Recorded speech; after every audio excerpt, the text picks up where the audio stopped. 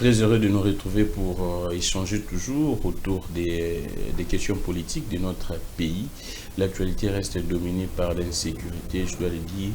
Dans tous les pays, à Kinshasa, les enlèvements, à Kinshasa, le Koulouna, et dans l'est du pays, vous savez très bien ce qui se passe aujourd'hui les matins.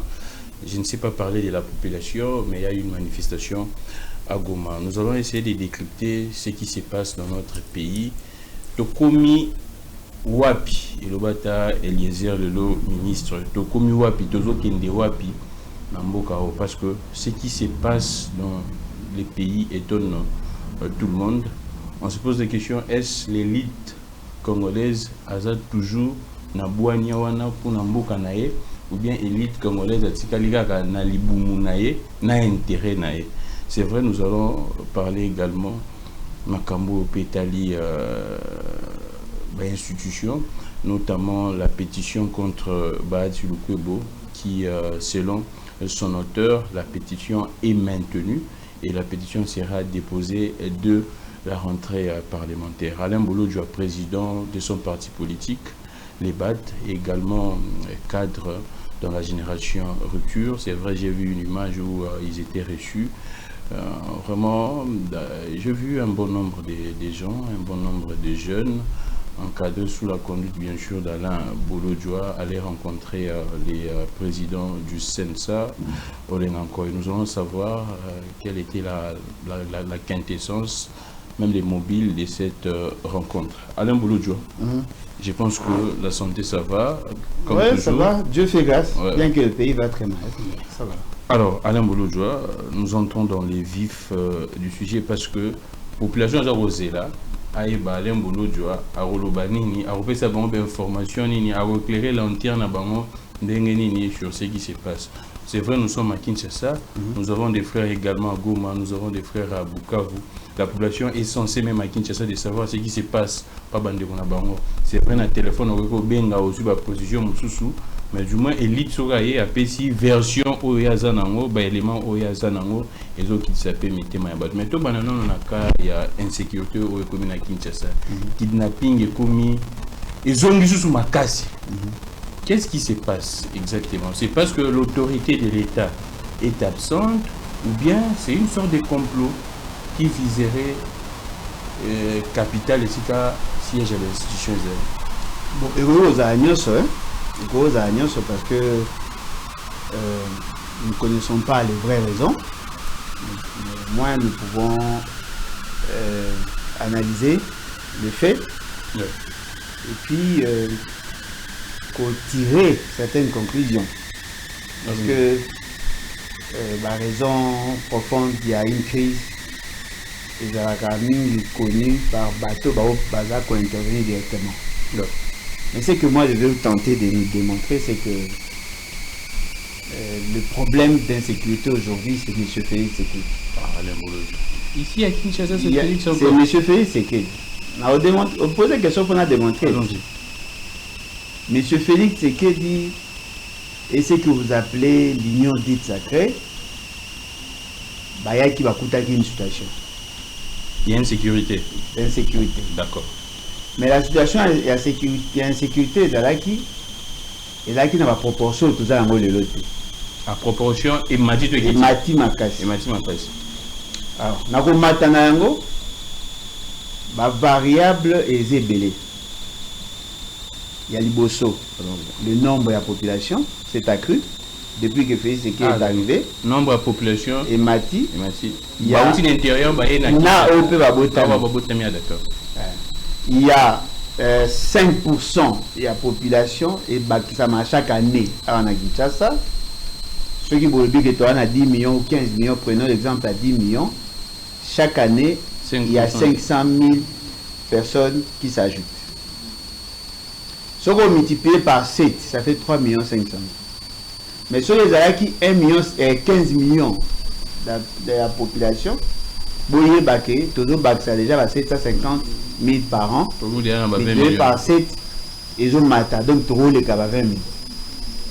Or, la progression, il y a la courbe, il y a la progression ou l'évolution démographique et s'accompagnera toujours dans la situation perverse telle que la promiscuité, l'insécurité, la malnutrition, maladie, maladie diarrhéique et ainsi de suite. Justement parce que la progression et l'andamine à degré à développement.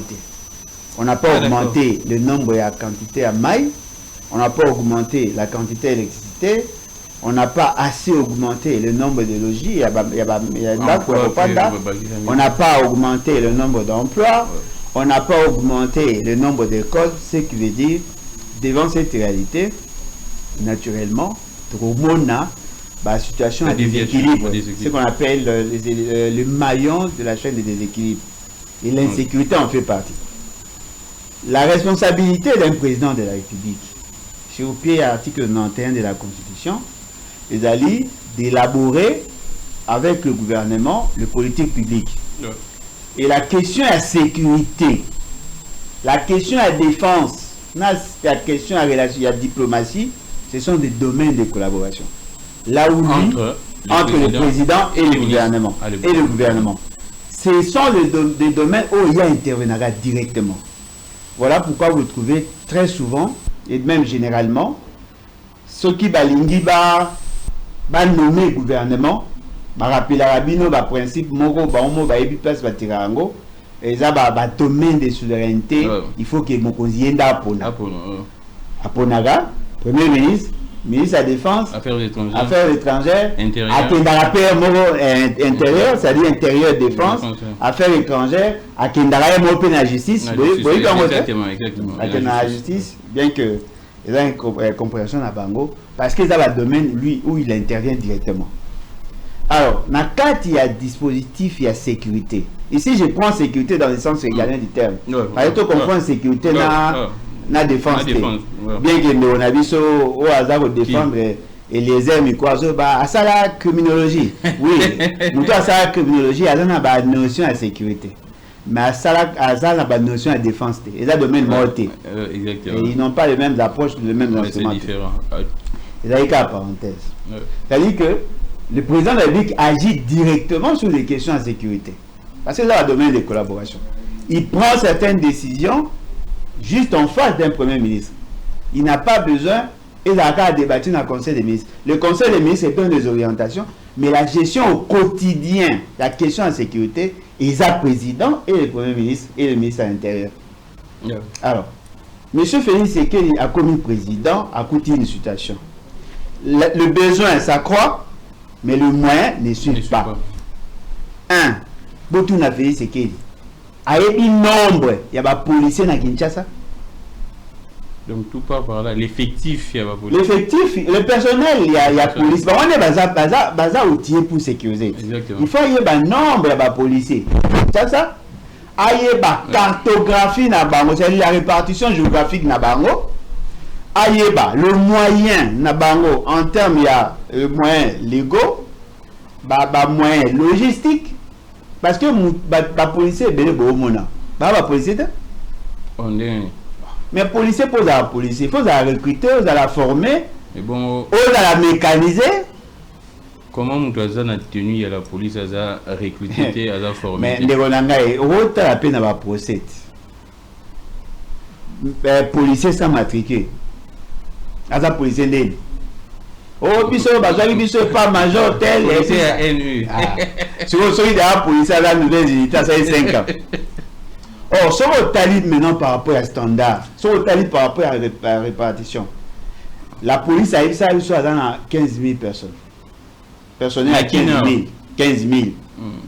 Si on a 15 000, la population serait estimée à 15 millions. C'est-à-dire un policier pour 1000 personnes. Il y a sécurité. Au-delà de ça, si on talib la police, il y a une sous-siat, il y a une siat. Le commissariat puis commissariat en Siat. On est aussi sous Siat déjà sous commissariat. C'est on est dans le commissariat. Ah d'accord, je vois. Alors, si on talis qu'on a le commissariat na biso, na ba sous commissariat na biso. Au tali effectif, na un exemple. Moi j'habite Upen.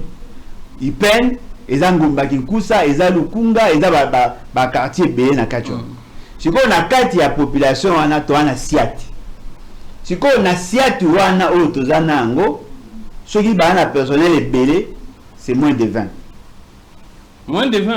sikoyo na commissariat waso baza yango ebele c'est pas plus de 20 sikoyo soki okei sikoyo na basuisiate okuta 4 3 5 or un vice-ministre non la ministre aotambola ye moko na 8 policiers pharmacie ya libanais to boutique ya libanais okuta 4 5 6 policiers na ba hôtel nyonso ba policiers baza alors dites-moi soki tozalaki na 15 000 policiers et que botini bango na détachement pour sécuriser les individus biso bao totikaki na peuple totikaki na combien tokotikala ye mosusu na 10 000 sikoyo biso toza 15 millions sikoyo na 10 000 wana répartition quoi depuis normal ya mibale baza na logistique te bauti kokanga bato ya kaka ya baservice na biso ya sécurité baopéraka balakisi 5 minutes na 5 minutes ka adem te ça vous comprenez, ça dit que baza na problème logistique baza na problème ya mobilité. L'essentiel a mis tout cas et que na ba cortège et ça n'a pas na moni l'essentiel ya ba mis tout cas ya police na ba cortège ba sondo na ba police pour na patrie ba sondo na ba bus ba benga on so nini kabaselo ba benga kabaselo wana ba sondo na ba bus yango ba place monsieur ko taté pourquoi parce que délai là est impraticable ba place monsieur peut za ma délai bango ba moto tu vas seulement ouais pardon yo monango. Ce qui est grave, la police a monsieur na ba catch en peu béba et puis volant à droite en violation à cause de la route. Donc maman qui XP béba exacté. Luka okomona. Ce qui veut dire que la capacité d'intervention est amouké. Non seulement personnel est amouké, capacité d'intervention est amouké, le patrouille se font à pied. Ne me dites pas que bon on a pour ça pour trouver sécurité. Monsieur Césarini, il s'est posé un problème d'insécurité. Baju bakangi, bato basalaka, délinquant on a bakangi bango. Kidnappeur, délinquant. Bakangi bango. Qu'est-ce que au sambisa bango devant la justice? Les juges ont posé une question. Mouto Hazard poursuivi à Zoï Sabango, nous travaillons avec tel colonel. Nous travaillons avec tel. Juge Aboui Koroka. C'est-à-dire que pour la juge, à comprendre qu'il y a un délinquant le baguette, de travailler à colonel, de travailler à tel. Dossier où on a la responsabilité et que j'étais outré, choqué de voir dans l'émission Israël Moutombo, de voir un cadre, il y a eu deux pièces, à le baguette. Bon, moi, il va venir au téléphone, c'est l'État qui organise. Et puis, un juriste. Si l'État organise qu'il y a un téléphone, mais mingi la relation qui va catcher lichette ne va y au téléphone. Ce qui veut dire que l'État a organisé. Parce que comment ça se fait que le problème est yebi, ils ont caractérisé Mboganabiso, mais il n'y a aucune solution qui est trouvée. Na tout ni mouton, bon, place va former, on a Congo central côté là, oui, mais combien de personnes vont former? Personne ne connaît. Or, sur le talibien, plus il y a de la population qui s'ajoute, plus on ajoute la police. Parce que la police intervient directement dans la situation.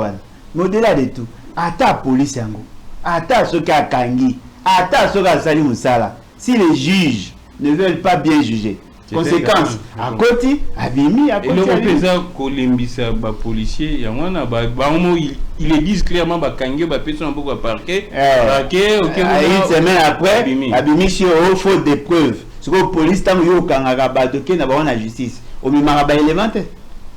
faut que élément. Il y a des kidnappings et on a posé cette question. C'est ça même la question. Là, vous me coupez sous les pieds. Comment CNC, bon, les services, ils sont capables, selon Bango, il y a encore même si na carte de téléphone, il y a des opposants. Mais comment ils n'arrivent pas à repérer et si ils ont kidnappé? Ça, c'est une très bonne question. Je vais tenter à reprendre sa réponse à ma manière. Ouais. Hein? Supporter, c'est quand même. Un opposant dérange les intérêts de ceux qui sont au pouvoir. Mais Mouto, à l'insécurité, un koulouna, un bado, un voyou dérange les intérêts à peuple. Si vous prenez à yo, priorité à Barou Rosanne. Intérêt à peuple. Intérêt à peuple, peuple attend Koufi, attend Léli, tant qu'il y a retiré à pouvoir. Ils s'en foutent. Or, donc, dans ce pouvoir, l'intérêt pour eux, c'est de rester, de conserver leur pouvoir. Mais quel que soit la reprise, alors, ennemi belé. Ce qui est prioritaire pour eux, c'est de préserver leur pouvoir. Ils s'en foutent éperdument. Il y a des revendications à la population. Parce que mes gars, vous imaginez, un voleur, membre du gouvernement. Bon, voleur, peut-être, bon, un détourneur. Ouais. Il faut atténuer pour. Et après tout, ce sont des responsables. Hein? Des pères de famille. Des pères de famille. Un détourneur, patenté et sécurisé. Vous savez pourquoi on les sécurise? Pourquoi? Pour que la population a revendiqué. La population a dérangé. Non, dites-moi, tel que je suis là. Dans autant moi, on a 8 policiers pour sécuriser ni. C'est ça. Parce qu'il a peur de quelque chose. Il n'a pas peur. Il y a Bénistre, il a peur de la population. Il veut être protégé contre les victimes de ses actions. Or, au Moni Namboka, les dispositifs ignorent, ils font essentiellement sur les familles et le personnel politique, ce qui veut dire que souci n'a pas c'est de rester le plus longtemps possible. Parce que c'est lui qui veut rester au pouvoir grâce à la population. Il investit dans la population. Comment est-ce possible? Plus de 2 mois, chaque jour, la population va faire la vidéo, mais aucune option. Et puis, il y a des numéros. Kidnappeurs, famille, il y a des numéros. Donc, parce qu'il y a eu coupure d'électricité. Comme d'habitude. Comme d'habitude. M'a plein. Non, c'est un incompétent. Non, c'est un professeur. Non, mais j'ai dit il est incompétent par rapport à courant. Il peut être un professeur, mais il ne peut pas être un incompétent. Ah bon? Il a la présomption que Hazard compétent. La présomption. Bon, Alain Bolozo, on continue. Alors, comment expliquer que kidnappeur, même famille, donc on peut se dire que non, tant qu'on va bien on peut identifier position grâce à la technologie. Si. Pourquoi est-ce que on comme il a l'école, on se positionner devant l'école, amitié pour baby que so bazu moi c'est la faiblesse des parents. Parents ont tenté kara après ça bon somme rançon. Non, mais effectivement, mais quand il y a absence d'autorité de l'État, quand l'État devient démissionnaire, eh bien ça donne lieu à petit voyou, un environnement propice. La question de la technologie, tu as dit qu'avec la technologie actuelle, on peut exemple, il y a procès à Lamba. Ouais. Il y avait un autre procès, Maurice Salamaka. Benga technicien, il y a un opérateur téléphonique. Aïe, apprécie la position, il y a Mouto à ça qui appelle. Alors, il appelle Oyo et Salamaki na quartier tel. Va poser une question. Ndenge ni oza ko rassurer biso que ezaki na quartier tel. Alors justement parce que réseau o benga qui ezaki tiré na antenne tel. C'est-à-dire que si cette technologie là existe, on peut au moins localiser géographiquement et si ka batona ba opérer. C'est vrai que batona peut ba na moi maele na bango.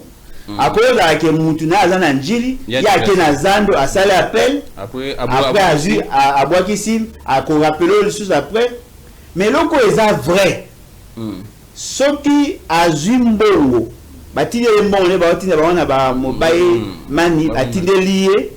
Et si quand ça la retrait, trace fait ça. Fort malheureusement. Tout le système a reçu une identité, na retrait, na dépôt. Et ça dit que Moutawe Koya, à ça il n'a retrait à Bima Kenya.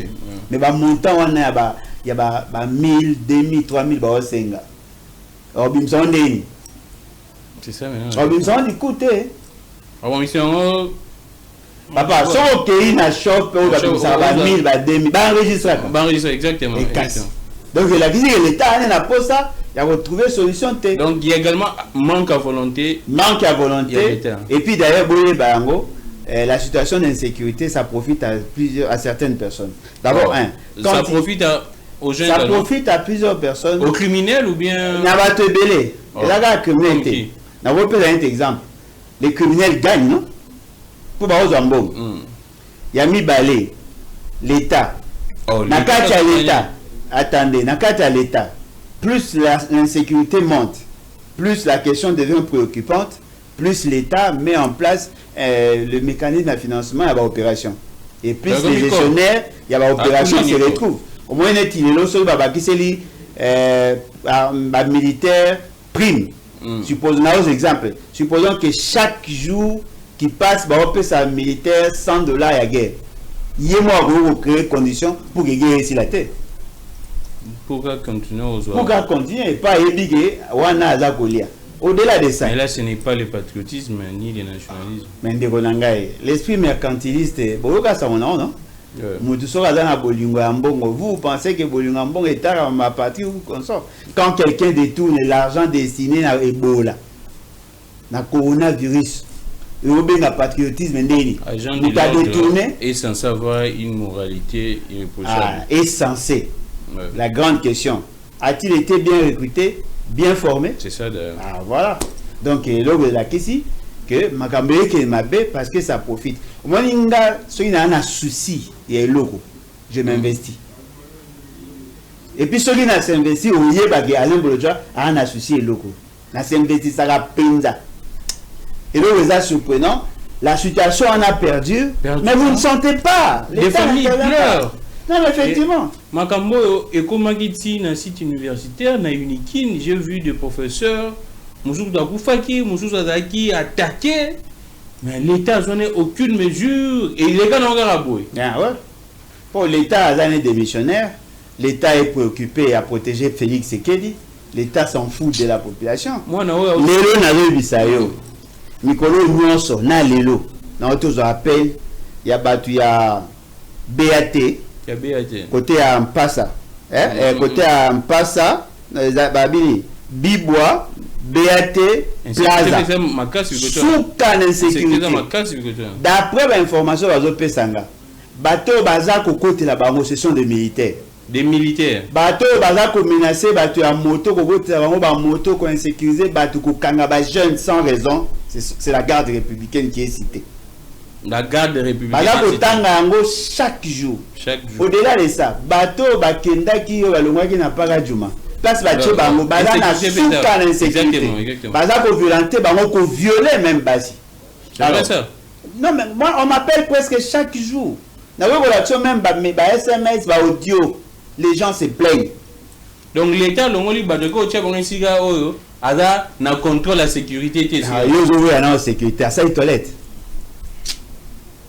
Sécurité vous trouvez moi que police au toilette nan exact toilette exact ma exact ndako exact il y a rien bon et ils sont contents moi bango ba séparation une population a souffrir bango ba ovimba tu ba comme plus gras plus gros ceux qui population a souffrir on a bango moi bango ce que bango séparation le peuple souffre oh là là c'est bon. C'est bon. Nous allons évoluer. Nous toquer dans l'ambu ya est ya mboka na biso. Aujourd'hui, les médias informés puisque il y a eu une manifestation. C'est vrai que hier ils allaient qui attaque il y a drone. Le gouvernement dit clairement que c'est l'AFCM 23 na parrainaé Rwanda. De l'autre côté, ennemi pas à accuser le gouvernement. Aujourd'hui, il y a eu une manifestation. Il y a toute une polémique autour. Est-ce que bateau va manifester? Et ça, outil Rwanda, et ça manipulation, obligé bango, va manifester, ou bien c'est un sentiment normal. Il y a Mouto, il est dans une insécurité. Ça peut être les deux. Ça peut être les deux, parce que faut voir déjà que bateau vivre de l'autre côté. Baza baza ko jouir na ba droits et libertés individuelles. Ça c'est déjà connu parce que je ne vois pas dans cette partie là Moutassa là sa déclaration contraire à la philosophie. Il y a bateau baza ko Kambaruna. Bon ça n'a pas été que bateau bazo Kambaruna na bateau bazo Kamba bazo bima la même matrice. Oh. Bango tu va bimi na FCC cash. Comment non? Ba bimi na FCC cash. Au moins tu as tembe ndio yebi te ke nanga zaki nta FCC cash. Te ya zaki président Seni. Ayi na FCC cash. Ma zaki président Seni na saka pe parti. Ouais. Ah, moi. Si vous avez pris ça au bout de la poignée. Après, il y a après Nini, alors la partie. Par contre, tu vas voir, ah voilà, tu as dit, bah, où tu as matrice, moko. De l'autre côté, bah, tu as la liberté d'expression, liberté d'opinion. Kuna, ils avaient pensée unique. Et d'ailleurs, ce que tu as dit, même la physionomie, la philosophie, la bango kuna, tout c'est lui qui refuse de voir un Rwandais ou un Banyamring à la tête d'un département ou d'une institution est considéré comme tribaliste. Il faut pas qu'on aille beta efimbu. Oui, le sort est à bateau bazakuna. Mais et donc les vrai, c'est pas différent de ce que nous vivons ici. C'est pas différent. AWP, tout celui qui a une pensée contraire à ceux qui sont au pouvoir, baro kangayo, baro menacé. Donc ils ont la même philosophie. Cependant, ceux qui batu ya kuna baza la capacité de communiquer ndenge batu ya awa bako peut relaxer na peuple que bombo ane outil de l'autre côté. Sur peuple wana a la facilité à kokoa bango. Parce que vous me imaginer Congolais bazakuna a la facilité ya kokoa bato bazakuna. Ceux qui bato baza ba la capacité à kokosa ya koloba vérité, ya ko communiquer et que bango kuna pe ba la même capacité. Les gens de là-bas auront tendance à croire facilement là-bas. Oui, pour la ligne. Parce qu'il y a une chronologie des faits et qu'on militait en faveur de leurs mensonges là-bas. C'est-à-dire, en clair. La chronologie des faits d'abord. En clair. La chronologie le gouvernement dit ceci. Le passé que le gouvernement dit ici. Ouais. Le gouvernement dit ceci. Bazako lancer une opération. Et parmi ces opérations, Bazako utiliser des drones pour attaquer ma position. Il y a bango, n'est-ce pas? Et ça dit que dans ce tir-là, ma Betagi Bombo et Bomaki, Willingoma, ils se sont vantés, non? Bon, jusqu'à présent, la mort de Willingoma, ne s'est pas prononcé. Sympathisant, oui. Sympathisant, oui. Officiellement, il n'y a eu aucun communiqué. Non, mais qu'est-ce qu'il y a d'officiel dans ces pays? Apparemment, l'officiel est à soutien. Parce que ceux qui vont saler locaux, ba communicateur na bango ba partager information ba lobby la position du gouvernement na so musikata na kotika na journaliste maman aloba mamba ministre tel kuna loba je prends les informations avec la position du gouvernement yango et après gouvernement da va confirmer. Allons-y. Tout à sérieux, n'est-ce pas que ba loba qui na biso que il y a eu attaque ba bombarder Willingoma Makufi et ça attaque. Tu vois, si vous avez attaqué au salarié déjà, n'a pas attaqué au salarié bosso. Si vous avez attaqué au salarié, à Olobani. Ils ont en série, il y a attaque mais cette fois-ci, il y a une bombe. Parce que tant que qui bombe et boumaki ou lingo mawana, ils ont une zambate, ils ont une cité. Ils ont une cité. Et il y avait des civils d'après ce qu'on nous a dit. Alors, en quoi nous avons eu au camp? C'est comme de l'autre côté aussi.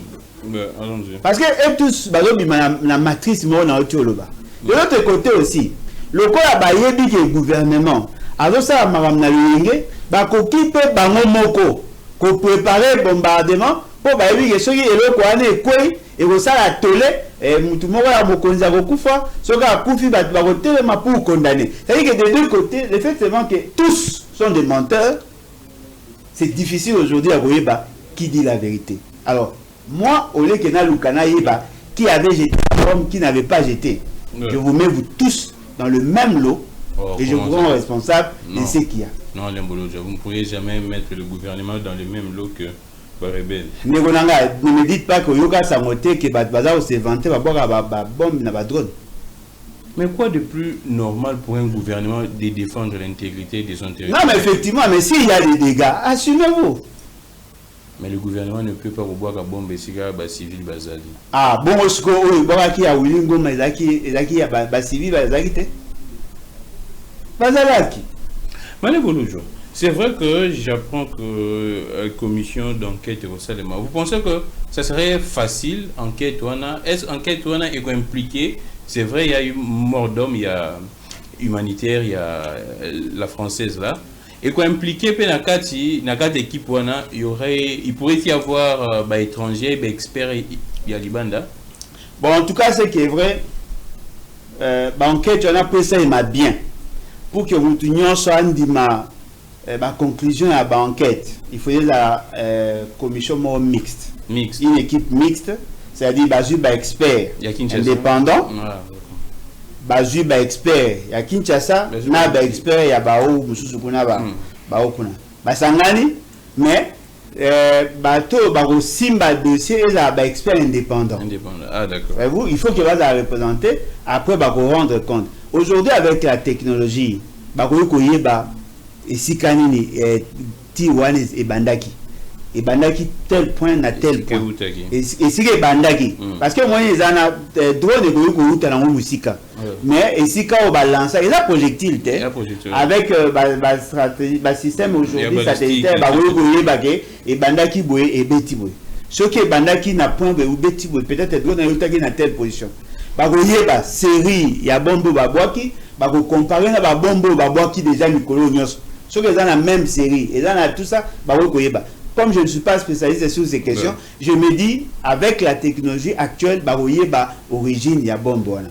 Mais au-delà de tout, la grande question, obligée de me poser, ça nous sert à quoi aujourd'hui de parler de l'exploitation de nos mines, alors que jusque-là, nous ne sentons aucune volonté de mettre fin à la guerre. Bissot de signer un accord de paix. Vous ne sentez aucune volonté? Non, mais attendez. Mais nous allons céder 100 milliards, 100 000 milliards de matières premières pour l'exploitation. Mais en contrepartie, on gagne quoi? Non, mais ce qui est vrai jusqu'à présent, on ne sent rien. Hein. Non, mais effectivement, parce que la guerre continue, les gens meurent. Et donc, on salit les lots. Ce n'est pas le fait que la boîte qui bombe, mais c'est le fait que française n'a koufi. Oh.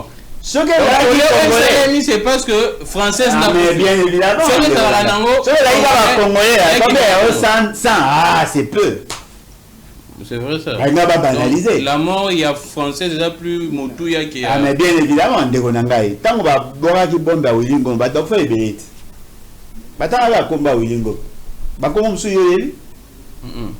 Bache bango na batata ba mabandeko. Mais oya mutakufi kombe tant musuka moko omoni tolé pona nini bache tolé po bayebi ke na mboka oyo sika mwaso na outil ba protéger la population. Directement la réaction. Directement tout le monde devient agité. Au gouvernement te ngana boki bombité po ngana boki bombité. Mais boki bombité pona nini poza na wa opération. Okuna ngana boki bomb bango nyonso ba wangani et pourtant ceux qui ba boki bombe liboso ba mikumisaka toti ko bombarder toti ko pilonner mais cette fois-ci ba boy po une française a koufi. Supposons que Zaki française Zaki une congolaise, personne n'allait en parler.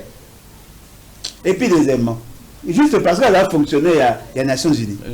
Mais ce que Zaki simple infirmier ou médecin, on n'allait même pas en parler. Ce qui veut dire que bateau bomona wana babanga apé.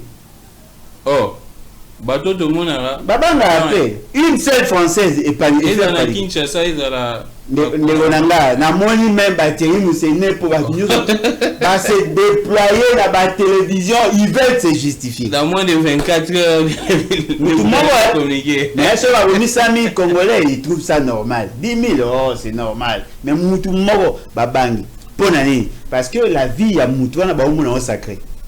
Mais oh, bon, Magnonso. On a vu ça. Mané Bolojo, on oublie quand Moro est à Moutou, on oublie que tout signé accord où ils ont cédé, bon, moi je ne parlerai pas des sessions, mais où ils ont minéré, nabiso, na disposition puis à investisseurs américains ainsi de suite. Mais peut tout ça qu'on sentir en mon caractère. La question que je vous pose est que incidence ya makambo nyonso eza kosalema conséquence nango eza nini eza ke kolembisa bamédiateur ekolembisa ou bien nayebi te suite ekozala ndeni après makambo ou soit eza douleur d'enfantement pour que pe ekota wana ezoloba nani kome nani ministre na bino ya information ya communication ministre na bino ya communication alobaki karaté epe ezoya parce que nous c'est ici ça pourrait être la douleur d'enfantement. On se distrait. Moi je vais tout simplement vous dire Félix Sekei a mal négocié. Aujourd'hui vous sentez les conséquences de la mauvaise négociation naïe. C'est ce que vous sentez.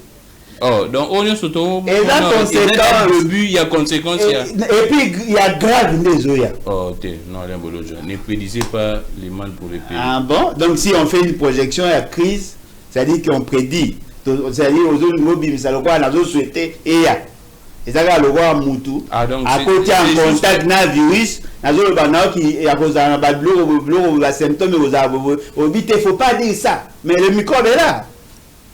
Ils ont mal négocié leur affaire là. Mais quand même, imaginez ce petit dans le cadre de la résolution 2773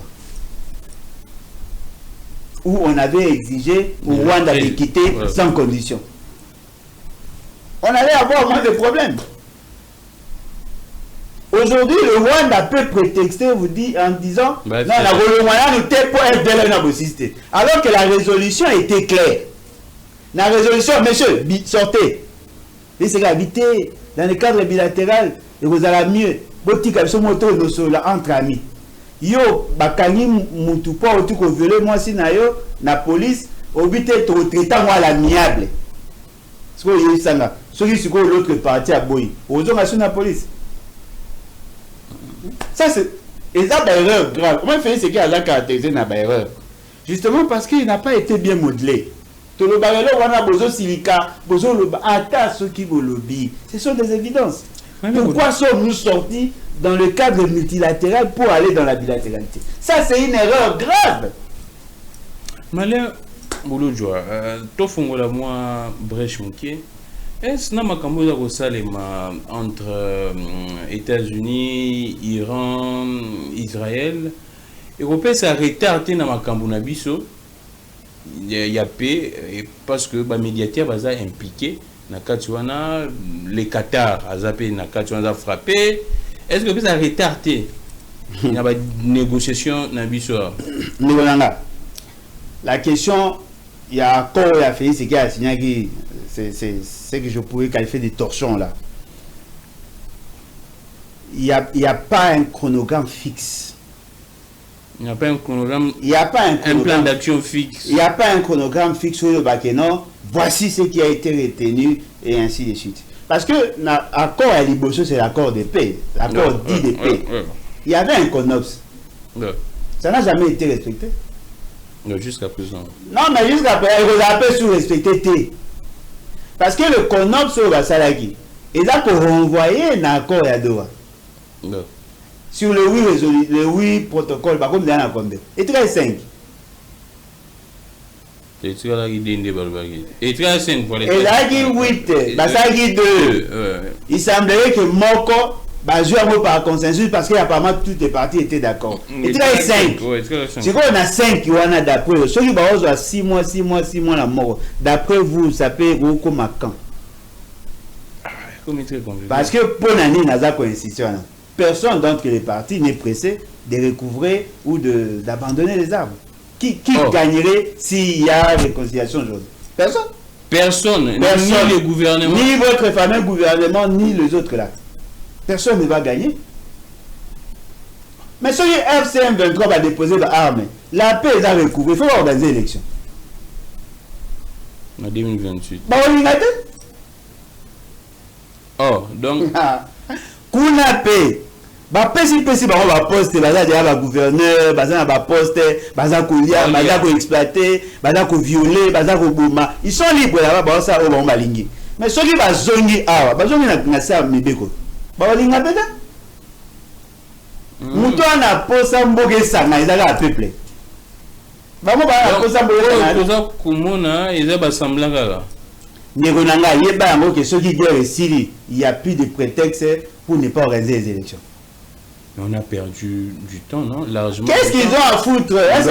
Non, mais attendez. Est-ce que Félix c'est qu'il a Zangi salaire? Quel est l'avantage qu'il avait avant qu'il n'en a plus? Exactement. Bon, on sait qu'il est dans la guerre. Combien? Bon, on sait qu'il est dans la guerre. 5 milliards. 5 milliards par an. Oh, mais attendez. Mais tout ça, la guerre, na bango, tout ça, peut ba élection. Le budget est à moins de 8 milliards. Si vous avez 22 milliards et que ce vous 5 milliards, vous tirez 17 milliards. Si vous organiser l'élection, vous organiser l'élection. Mais c'est qu'il y a un pour savoir organiser l'élection. Ils ont l'intention d'utiliser la situation de guerre pour se maintenir au pouvoir. Et il faut la stratégie à Tiniga Tchakal. En réalité, les gouvernements seraient, ou soit les pouvoirs qui seraient en train d'utiliser cette guerre pour gaz un prétexte pour organiser l'élection. Ce que tu as conditionné les bébés, non, il y a pas le bon côté. Pour tu as conditionné les bébés, on dit non, le côté. N'a pas si Mikai. Tant qu'il y aura guerre, il n'y aura pas élection. Or, s'il n'y a pas élection, bango va espérer batika. C'est-à-dire, nanga a la salle besoin na bango. Oh, nanga zo été bango va ouvrir na bokonzi, kuna pe bango va zo aider nanga régner. Donc, ba yebani en quelque sorte. Ndeko nanga, zo bango ga le quoi deux faces ya monnaie. Ba yelo mo. On a pile ou na face. Non, allez mbolojo. Wana bazali ennemi ya mboka. Est-ce que tout ennemi en mboka a nécessairement ennemi à Félix Tshisekedi? Est-ce que tout ennemi à mboka a nécessairement ennemi à Félix Tshisekedi? Mane bolojo, baza ko kufa, baza ko souffrir, ba déplacer, ba na besoin ba zonga na ba famille ya nani ya politicien yo yiba zo ga décision famille ne rona ko. Tanga moko, net nani. Tanga moko. Tout le monde a ceux qui ont na bango bana problème ba tout ba telemi.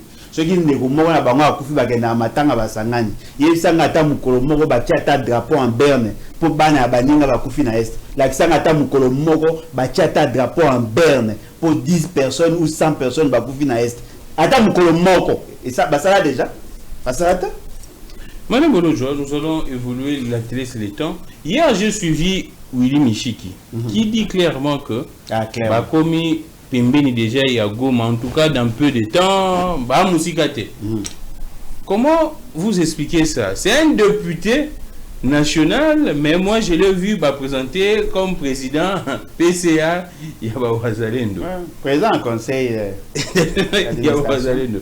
Maintenant, la question que les gens se posent, c'est vrai, biso ba wazali no tebi ke baza ba patriote. Émission to ça qui non awa o ba ki boyebi ke ba to émission to ça qui non awa o lo ba ki que ba wazali ndo ba zo courir risque ba sanctionner bango par l'Union européenne et les États-Unis. Exact.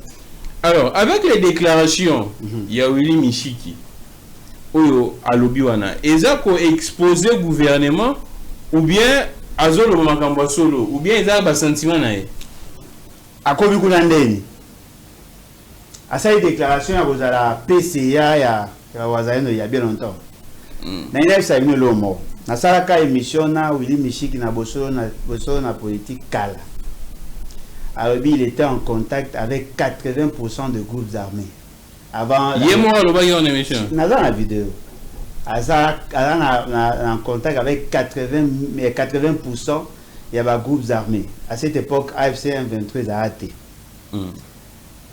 Alors, pendant comment on appelle l'enrôlement, où il y a une élection, il y a 2023, ça y a moins avant. Pendant l'enrôlement, il y a en otage agent à CNI dans la partie est. À ABC, Mokonza CNI, c'est-à-dire où Aza le l'homme, tu as dit des personnes. À ABC, Mokonza CNI, à ABC, Denis Kalima, la coquille, tu as dit des personnes. Na weko bimisa bango ko libérer bat na bangwa. bandimi a eu téléphone à bengi ba groupes armés ba libérer Batassé. Il est en contact avec les groupes armés. Ce sont ces groupes armés là qui se sont mués en Ouazalende d'aujourd'hui. Non. Ndekonanga. Et ça va vous amener. Ça va peuple. Ndekonanga. Les groupes armés au Babanaï ko servir awa basangani ba créer ce que nous appelons Ouazalende.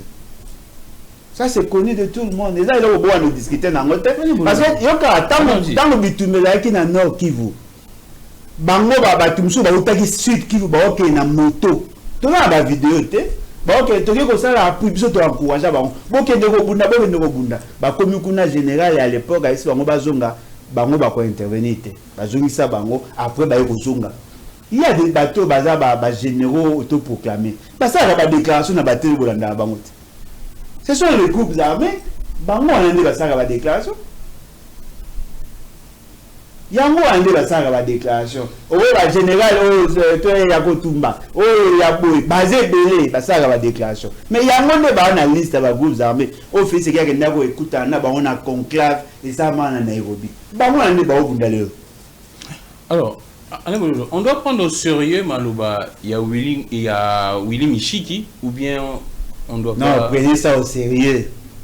Mais na sérieux Anna, les gens doivent s'assumer. Le Ouazalendo bazali côté à gouvernement, n'est-ce pas? Bazako attaquer la zone occupée par Batouana. S'il y a des morts, reconnaissez qu'il y a des morts. Bon, le bateau, non, c'est pas nous, non, c'est vous. Donc les propos de Michi qui est kokende na tendance c'est sa responsabilité dans le gouvernement concernant vous comprenez moi je ne suis pas pressé parce que n'a dit que le plus grand ennemi de ce pouvoir c'est l'État. Bon moi n'est ma maison kende ma bana se révéler le gouvernement dit à 5 replis stratégiques na Uvira. Michi qui dit non, il faut attaquer. Attends, va attaquer, va bêti massage va koufi. Après habiter, et là bichoté, et ça bango. Après va bimé ordre, va bima. Aujourd'hui, vous laissez à Michi qui la latitude de prendre certaines décisions. En tant que PCA, Yanni. Alors, tant il y aura des conséquences, assumez-vous. C'est clair. Donc, selon Willy Michiki, il rassurait la population à se plaquer bientôt Goma. Et vous avez repris. Donc au CP là, au CP là, ceux qui guerre salami, l'État a récupéré contrôle Yagnos. Au CP là. Mais cependant, les responsabilités individuelles seront établies. Pour ceux qui mourent, zongi moko. Balongoli bakuya kuya wana. Bazongi simboke komi moko. Mboke zongi moko. Après na CP na beti maboko. Oh mutu abomaki mutu papa yako. Abomaki mutu kende boloko. C'est comme ça. Hein? On ne doit pas nous dire non, voilà, on a rétabli la paix et tout ça n'a pas de non, chacun sera comptable de ce qu'il fait. D'accord, Alain Bolodjoa. Quel est maintenant tout bouclier partout il y a Est pour que tout chute dans Bissau? Quel pourrait être maintenant là, à l'instant, suite? La zone question mais autrement. Quelle pourrait être suite Chikoyo ya makamboza au sol de mana est? Ndenge c'est là fin ya enquête ou bien makambo continuer nango, c'est-à-dire ba négociation na et se poursuivre ou bien et c'est la fin ya enquête pour établir les responsabilités là du moins na éviter ce que les médiateurs pourraient sanctionner encore ou bien ndenge. Je ne sais pas si le médiateur a ça à sanctionner. Et je ne sais pas s'il a le pouvoir de le faire, mais ce qui est vrai, on vous a vendu du vent. On nous a vendu du vent. La paix, il y a Bikyo Bakumisaki, c'est une paix factice, ce n'est même pas une paix du tout. Et là, les vents, Batekelibino, mais en réalité, la vraie motivation, c'était d'exploiter nos ressources. Ce qui importe pour les partis, ce sont les ressources. Au moins, la communication à toutes les parties. Voilà, On vient encore de sanctionner le Rwanda, va priver, va financement, l'Union européenne, visa, tout ça. Même quand même, l'Union européenne pas sanctionner, à conduire le programme et appuyer sur le développement, à refinancer. Montant combien? 20 millions, 30 millions, 40 millions. Mais c'est que le Rwanda gagne ou gagnerait après l'accord, ils ont 100 fois plus, ils ont 100 fois plus que ce que l'Union européenne a pu mener. L'accord économique, ce qui s'appliquait, le Rwanda sera bien situé, bien positionné par rapport à l'économie Nabiso. Il va plus gagner s'il y a la paix aujourd'hui que s'il y a la guerre. Parce que dans la guerre, il y a des dépenses. Mais la paix, à refond, on a combien, pourcentage combien à money. On va travailler pendant des années. Et surtout, c'est à une durée indéterminée. Ce sont là des réalités. Alors, communication, on vous fait miroiter, on vous dit, voilà, nous sommes en train d'investir pour la paix. Non, personne n'investit pour la paix. Et personne n'a besoin de la paix. Personne. Personne n'investit pour la paix. Personne. Ni le facilitateur, ni le médiateur, personne ne travaille pour la paix. Personne. J'insiste, personne. Tous profitent de la situation. Alors, Alain Bolodjoa, nous changeons de chapitre pour chuter. Quand Jacqueline Darizandé, est-ce que vous avez d'informations? C'est vrai que l'avocat ils ont communiqué en disant que la perquisition il est aux arrêts. Bombe, missile. Bosco a perquisitionné pour Naïdeni. Naoki. Tunabino bateka milimo ba journaliste nabino a pro solini babi mutu moko alobi ba landeli po il serait en connivence il pour que ndeko inspecter pour matete a compter nombre de colonnes il semblait il ngaba cha soki ba bombe pour na ko exploser na ngai sana bateau ba pesa ki 50 000 soki za solo boati na te Jacqueline Dala depuis qu'il a commencé spécialiste en matière de biloko. Ce qui est à solo. Donc on va le moto ayebi mamba architecture, ayeba soli na colonne, ce qui est boukani et comme ça la conséquence boy. Parce que quand lui va compter les colonnes, mais ba colonne n'enge ba chaka, mais ça na ba poutre. Le poids au fani c'est lokwana. Il faut pas ba colonne ce qui te touche ango, ça aura des conséquences sur toute la structure. Il y a bien mota. Il y a ça l'eau na ya comptabilité ou na psychopéda. À ça il mamba journalisme. Ayebi mamba architecture a évité. Tu vois maramoupe à bombe. A relier de la monnaie. D'abord il y a un contact na ba généraux mususu. Tu vois ba généraux la PCM pour na mususu ba généraux la PCM bandivi ba pesa Jacqueline Dala mbongo pour que y a ça ba étude ya faisabilité ya reposer bombe. Ba généraux ba supposé à relier. Et puis pour na relier ba marama il y a pour ma tête. Ça demande quoi? Ok, quand on a fait au télémi, on sait quoi, ça me de la transport. Parce que va filmer et là, le public.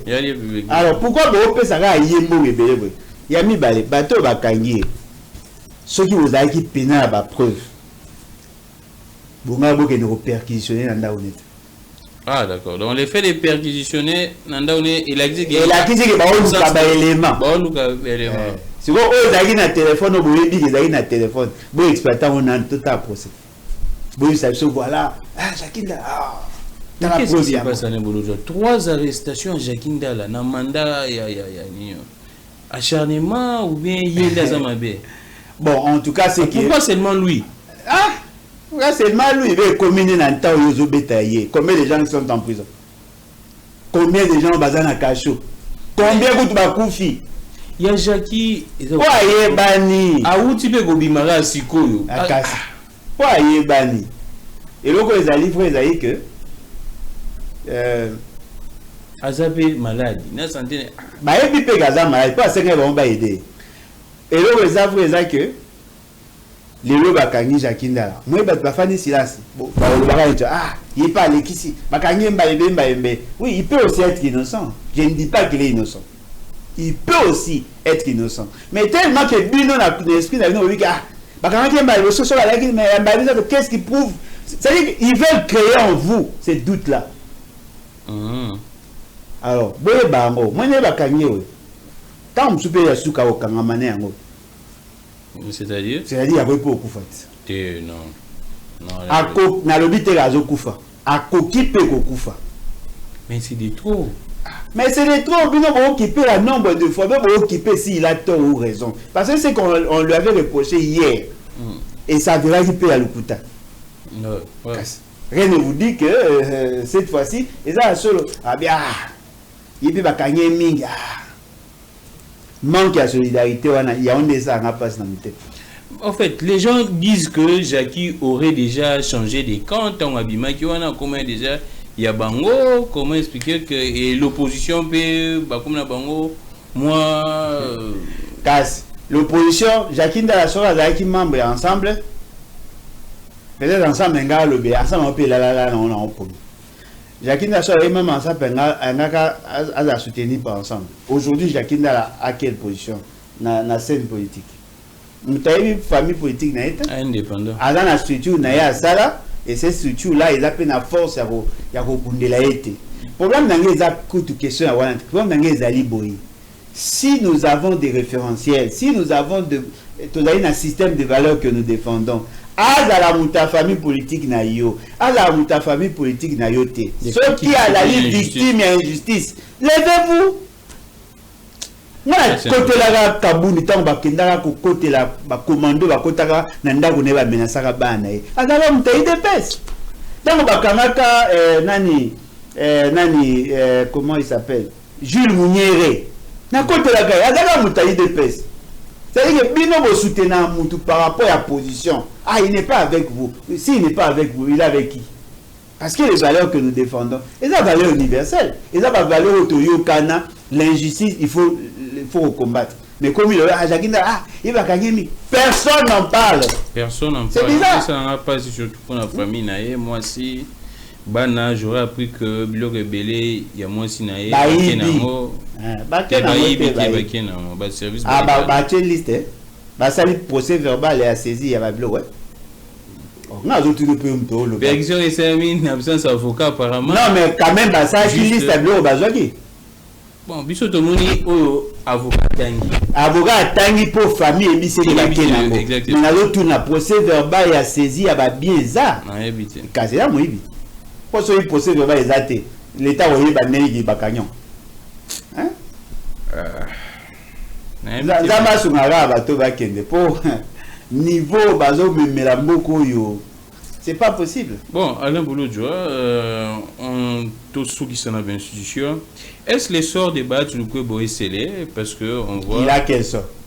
Ah, mais Azad est la pétition. Mais là, il a débat famille là-bas. L'auteur de la pétition le dit qu'il maintient malgré ses excuses. Comment d'abord yo observer qui m'excuse à bas sur le Kwebo? C'est parce que c'est par peur. Il était contraint de présenter ses excuses ou bien par comprendre qu'il est bien tenu. Lui, comment il y a un groupe WhatsApp. Ah, il y a un sénateur. C'est un groupe WhatsApp na bango ceux qui m'ont commis information, a commis quelque chose, bazar na droit au bimsa on la place publique. Bah c'est l'État. Pour un communicateur naïe. Bah, il y a également certains sénateurs. Non, mais la remarque que la communicateur n'est pas un peu mieux éviter. Quand Barat avait pris position par rapport à la déclaration à Saïki, ils l'ont soutenu, on va comprendre. Mais apparemment aujourd'hui, ils cherchent à changer de position. Il a été mal compris. Mais avant, quand il soutenait, il n'avait pas dit ça. Il a mis balai. Au moins, il est deux ans. Na moi ndambe éducation politique na zoa. Na moi ndambe éducation na nga na zoa.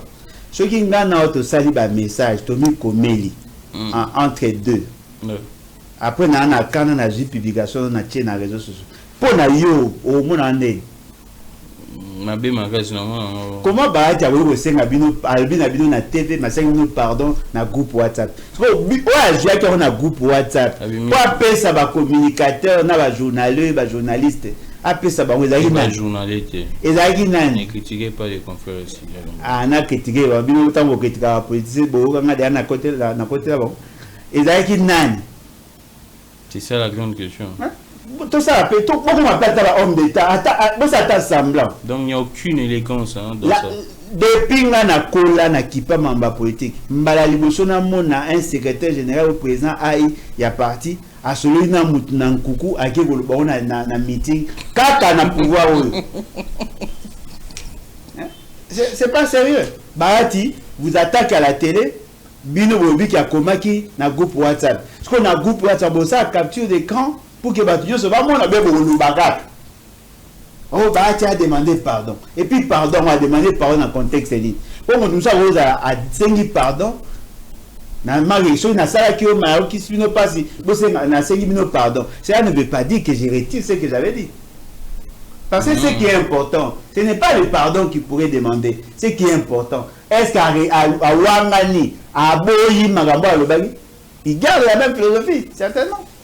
Il continue à croire qu'il y a un problème d'homme. Mais la question se pose à une pression, menacer, parce que c'est un rompu en politique. Pardon, en tout cas, c'est facile. Si je ne vois rien, je ne commande pas.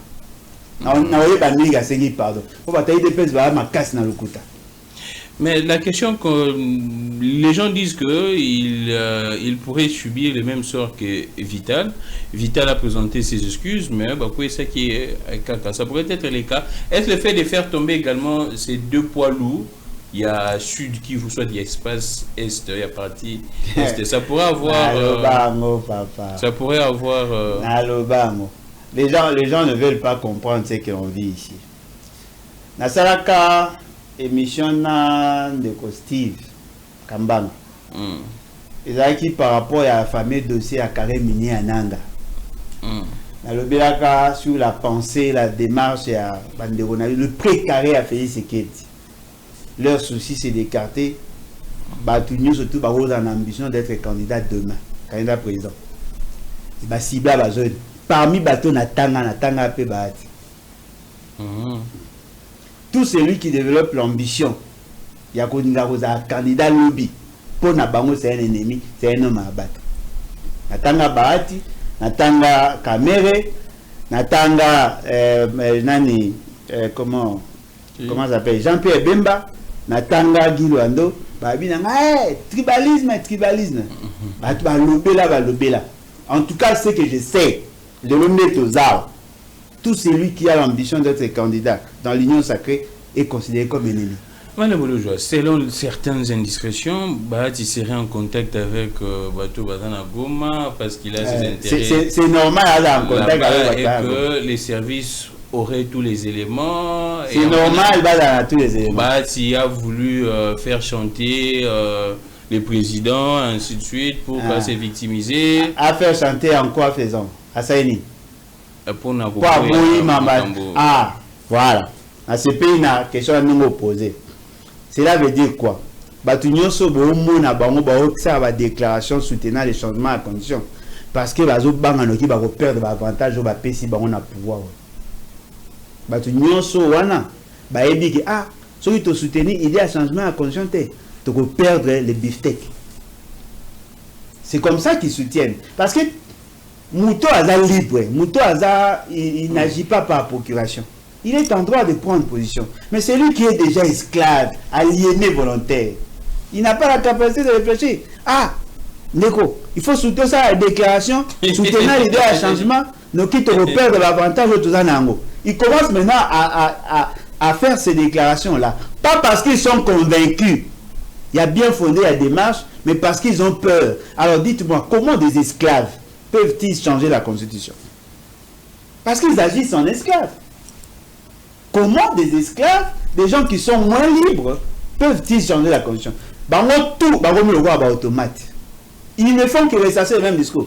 On va changer la constitution. Et ce qui va rester, il va demeurer au pouvoir. Je comprends pourquoi vous le faites. Parce que vous avez quelque chose en main. Celui qui ne le fait pas, on lui arrache. Tous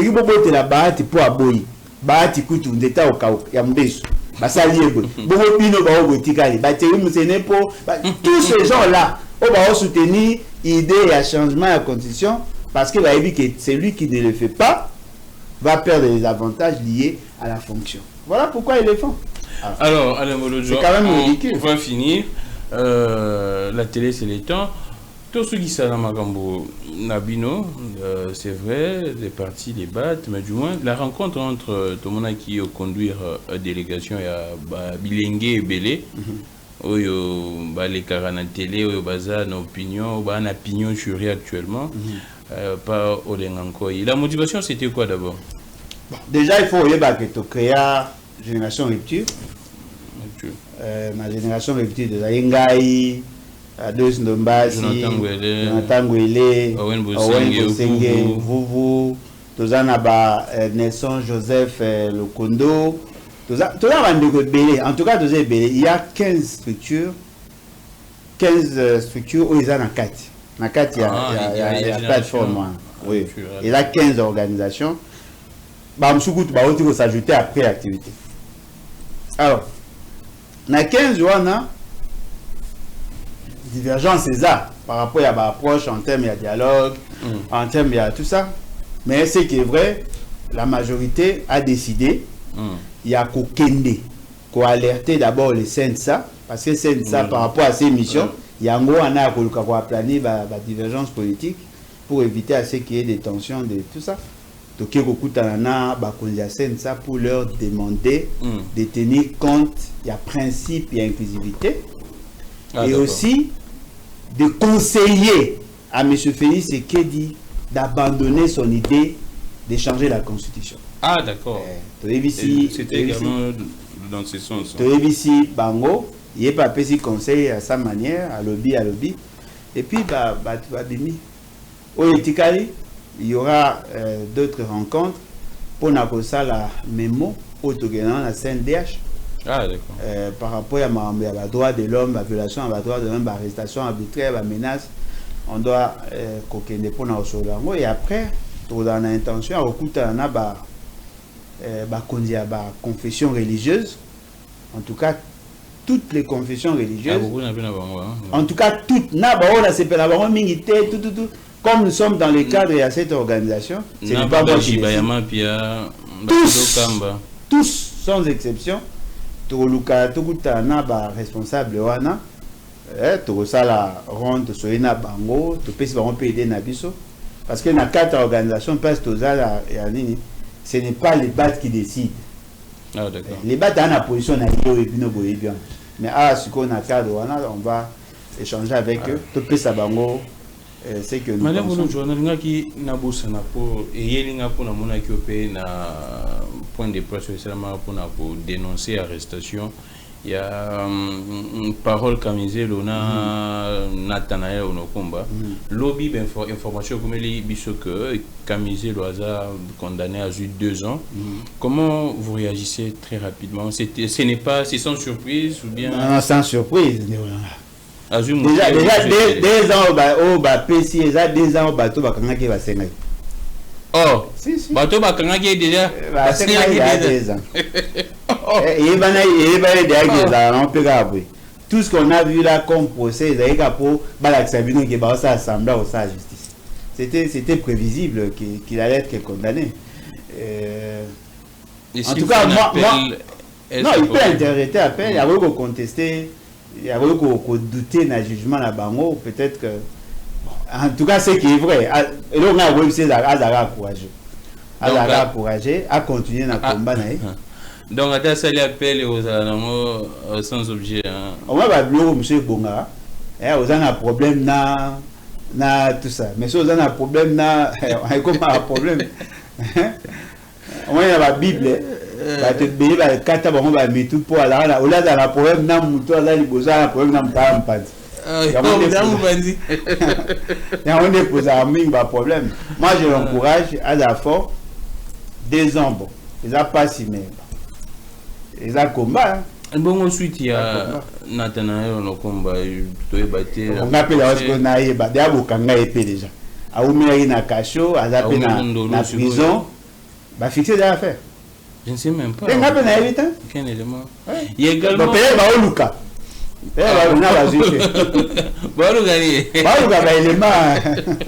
Il y a également un jeune Papi Mawesi. J'apprends que 6 mois, il y a ensemble. Papi Mawesi. Papi Mawesi, un jeune là, il y a ensemble, vous avez que les canards.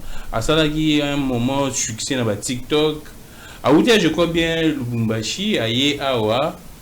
Et j'apprends que à Sali 6 mois. À Sali 6 mois, Bakanga qui est CNC, selon proche naïe sa famille. Mais jusqu'à présent, aucune suite. Hein. Ah bon? J'ai vu ensemble à Salagi point mise au point pour essayer de communiquer. Sincèrement, on a évité. Ce qui n'a pas une photo, peut-être n'a pas eu. Il y a réfléchir, mais moi, il y a le président Papi Mawesi. À ça, moi, Papi Mawesi, c'est là, on a besoin d'imaginer. Moi, je l'ai. Voilà, c'était lui. Ah, les jeunes économistes. C'est un économiste, non? Il y a une analyse économique. Ok. 6 mois, il y a un ça. Donc, il y a un élément. 6 mois, sa famille va éviter, personne n'est en contact avec lui. Mais ce qu'on a évité, il va gagner. Mais on a été 6 mois. Mais comme on a été, ça ne veut pas dire qu'il va gagner. Bon, on fait, c'est comme on 6 mois, ça ressemble. Ah, ça, je suppose que Bani. C'est l'accent attaque qualité. L'accent attaque qualité, moro, vous avez un Kabila Zara Nangote. Attends, moro. Vous avez un mot? Oui, 6 mois, 7 mois. Mais 6 mois pour la nini. Ce que ça a vu là qui me bégo Yamboka. Bon, tu es devant son juge, là, Samba. Ce qui est vrai, tout Oyo, Bakutana Kamizelo, selon l'information, c'est Kamizelo qui aurait dit également. Atiki Ekuna. Ah. Félix Seguet, 0. Tijingo, 0. Tu as complètement échoué. Et si tu as un état de droit. Mais état de droit, exactement 6 mois. Car pour avoir fait une déclaration, 6 mois, sans être jugé. J'ai suivi, je pense, il y a 2 mois, sa mère, Léla qui n'a pas plateau, je crois bien chez Nono. Moi, je ne savais pas. Léla qui, 6 mois. En tout cas, je n'ai billet pour mon arabe. Déclaration surtout dans l'approche économique. Je ne savais même pas. Et puis il y a même un colonel qui a fait plus de 14 mois jusqu'à s'habiter. 14 mois? Oui, Bakanga est aïe na service. Pour Azaki, à ça, un colonel, aïe na service. Aïe ko tout na bango. Non, il y a mon frère, Aza porté disparu, Nazo Lukaye. Bakangi, Babi Singa qui Bakanga qui n'a pas eu de choses à Zalawa. Babi c'est notre vérifier, Yaga Lobby. Babenge na téléphone yaka ya bakangi otu na ye pona nini bazie ba chena 14 mois otu ne pona nini c'est pas possible. Ah Seigneur, c'est que tu n'es pas différent hein? Comment la bino à 37 ans là, ça n'a servi à rien en dehors de l'enrichissement personnel, ça n'a servi à rien. Moi Alain Boloja président bokangi mutu pas ça une déclaration na osambela na osa akutu pression bo sambi ça pour ba baye ba maba sali 6 mois sans être jugé. Et puis on a fier. Supposons que fait Oya Sali à 6 mois, bah condamné par exemple à 5 mois. Vous gagnez quoi? Vous sambi sabat. Le jour où vous kanga, vous appréciez, vous sambi sanga. Oh t'es bon quand est-ce que dans autre société ba kanga? Na biso vous kanga, vous sambi sanga. So vous sambi singa et que vous condamnez nga bah na raison na fani kimi. Mais so il vous violer procédure. Mais en réalité, nous sommes en train de souffrir. Même Bisso, journaliste, c'est tout ça la émission. Invité Bada Soussouté. Pourquoi? Parce que ce beau Kanga Bisso peut tout sécher dans le plateau. C'est très compliqué. Les Tiboué. C'est gars en bio Batbo soutenir. Yohanat. Ça ne sert à rien. C'est pas différent des Kabila. Vérité, Chico. Bato ajali unayamba na bangote batika lika mukina zera zona 4-5 invité pa on a baluka kaka wana bobi misela biso bandeko mususu yambo wana biso. Les pays nous appartiennent tous, les pays un pays c'est qu'il a un certificat d'enregistrement, il peut arrêter comme il veut azu batune ba mina chichichi ba on va poster. Mais ce qui est grave, des grandes questions qui touchent à l'état, à la sécurité de l'état bakanga ata Il y a aussi ça un mandat kaka ba détenu d'opinion ou ba prisonnier d'opinion mais les détourneurs bateau bazan ba vrai dossier. Ba kanga matin parce que ba parents, ba père de famille. Allez Mbolo Joa, ça n'est fini pour aujourd'hui. J'ai recevé président il y a les battes. On va se retrouver très prochainement. Prenons très bien soin de nous. Prochainement, tu écoutes sur la famine, Fonare, Pivao, le fond, le fond, mais bateau, les fonds sont détournés. On doit en parler. Ça, ce sont des vraies questions. C'est vrai? Vous avez des éléments à la documentation? Ça, ce sont des vraies questions. C'est vrai. Non, tout n'a pas. Il y a un ministre qui devait être en prison là. La suite, c'est quoi? Il y a un jour le bâti. 195 millions, c'est Bima. Mais suite, c'est quoi au pays? Il y a un jour le bâti. On doit en parler. Ouais.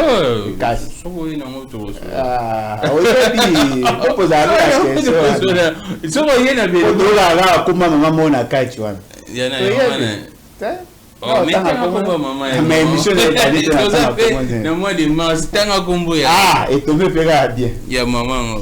Dire ça là bien, au Yémen on va en parler, l'opinion va savoir ce qui se passe. Ngamo on a landa kayo, je pense, ça peine dans dossier il y a Frivao, il y a Fonare évidemment bon.